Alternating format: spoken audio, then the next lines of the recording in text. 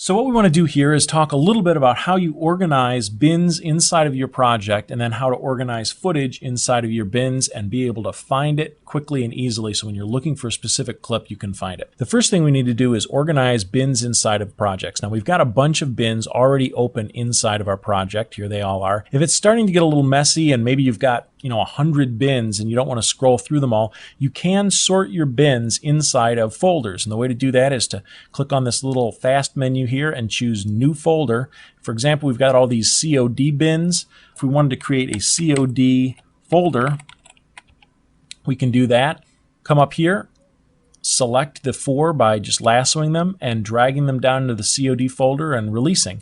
We've also got a couple of sequence bins. Let's create another new folder called Sequences. Misspelled, but close enough for jazz. Drag Sequence down there, and we'll also drag Old Sequences down there. If you have a ton of these folders and you want to be able to just see your bins, you can actually choose Flat View, and all your folders go away, and you can see the bins that are inside them. For example, the Old Sequences, all the COD folders are now in one single view. I want to go back to my folder view, so I just turn that off and I'm back to folder view. Let's take a little bit of a look at how to look inside of a bin. There are 2 types of bins.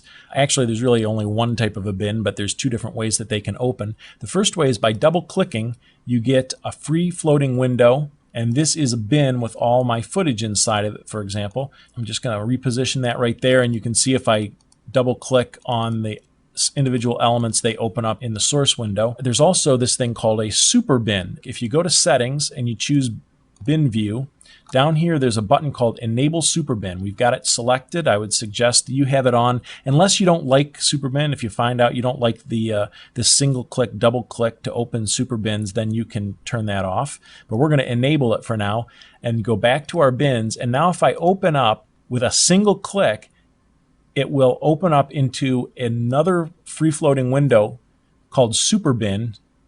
There it is. Now any other bin that I single click on will open inside of that bin space. See how it says Urban Nutcracker now? If I go back and single click on Tale of Two Cities, that same window now has the Tale of Two Cities bin information inside of it. So that's basically all it is. It's a way to easily open up instead of having windows pop up. I know some Final Cut Pro users are like, it drives me crazy that every time I open a bin it pops up wherever it wants to pop up and I want to have control over it. Well, if you use super bins, then you can open up a single window and all of your bins can open up inside of that single window with a single click. If you double click, you'll get a separate window. For example, see, there we go. If I double click, now snowboarding is in its own separate window. Again, with super bin selected, if you single click, then the bin opens up in that same window.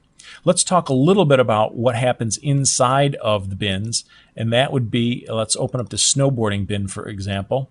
I'm going to make it nice and big, fill up the interface basically with it. There's a number of views that you have for each bin which allow you to find footage quickly. The first view is the brief view. It basically just gives you the name of the clip, start, duration, tracks, and whether it's online or offline. The next view is called text view. This is the same clips we were just looking at, but just with more columns of information. This is just like any of the bins in Final Cut Pro, where you have a lot of data, a lot of information that you can look at. You can add to this information or choose specific information by choosing bin, choose columns, and you can add all these extra bins. You can just look at what you might want to look at. I'd really like to know the ending time code. All right, just click on end. I'd also like to know the audio bit depth. That's a good thing to know. Once I've got them, I can choose OK. Now you can see these clips have 16-bit depth audio. You can also rearrange these things. You can just grab a column. For example, the end column, put the end column there. Find the start column, put the start column there. Take the creation date. Creation date doesn't really mean anything to me. Just delete it. Duration's good. Media drive, everything's on the same drive, so that doesn't really help me. And when I'm deleting these columns, I'm not deleting the information in them. I'm just deleting the column itself. I can get that information back if I want to. And then a really cool thing is you can actually have custom columns. If I go to the end over here and I place my cursor, when the arrow disappears and I get a little text cursor, I can type, for example, cast member. I spelled it wrong, but that's basically it, cast member, and I can type various cast members' names. Let's say we're working on a TV show and I'm trying to be able to find various cast members.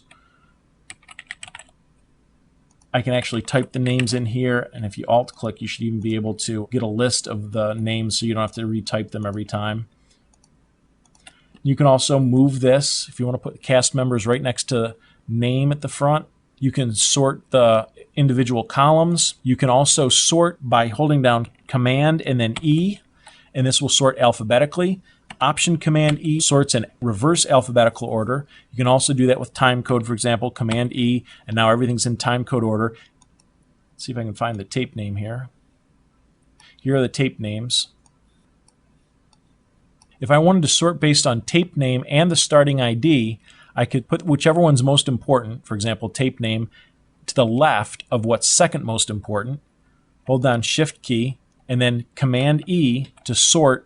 So it's sorted by tape name first, and then inside of each tape name, it's sorted by timecode numbers. So that's a great thing to be able to find clips quickly and easily. You can't just change any clip name in Final Cut Pro. You can in Avid. You know, and now it's RJ Fracture Drop, and that name doesn't make any sense anymore. You don't have to worry about that linking to a specific QuickTime named the same thing. You can just type Steve, and now this clip is named Steve. Won't do any damage at all to being able to find these clips. Another thing that you can do is you can sort and find clips by their image. You can just hold down Command and L to make them larger and Command and K to make them smaller. And you can kind of see that they're going off the edge of the page. You just come down here to the File menu and choose Fill Window, and it will fill the window with all those individual icons of the clips. And you can actually launch them or open them from this view just as well as you can from text view. Another view that you have access to is script view. Script view has the thumbnail, and it also allows you inside this text box to have whatever script information. If there was some kind of script that was written or had been transcribed, you could say, you know, Joe, boy, it's cold.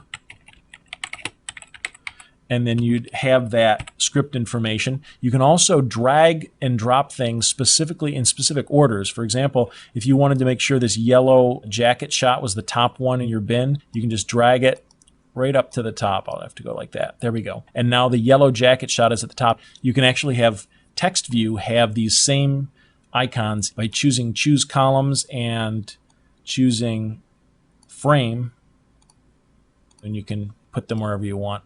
There you go. So now that we've sorted the clips, I'm going to delete this because it's so big. Let's sift on them. For example, if we want to sort by cast member and be able to find a specific cast member, let's say this list is hundreds and hundreds of clips long, and maybe we're looking for every clip that has Steve in it. What we can do is go to Bin View, choose Custom Sift, type text to find is Steve, and we're going to look in the cast member column only and choose that. And now our bin only shows us clips with Steve in the cast member column. The other clips haven't disappeared, they're just hidden. If you look right here at the top of the bin, it says sifted. If you want to show these clips unsifted, in other words, see all the clips that are in the bin, we can just choose show unsifted, and we're back to where we started. Close up that bin, and that's a pretty good look at how to organize and look for clips and look for bins inside your project.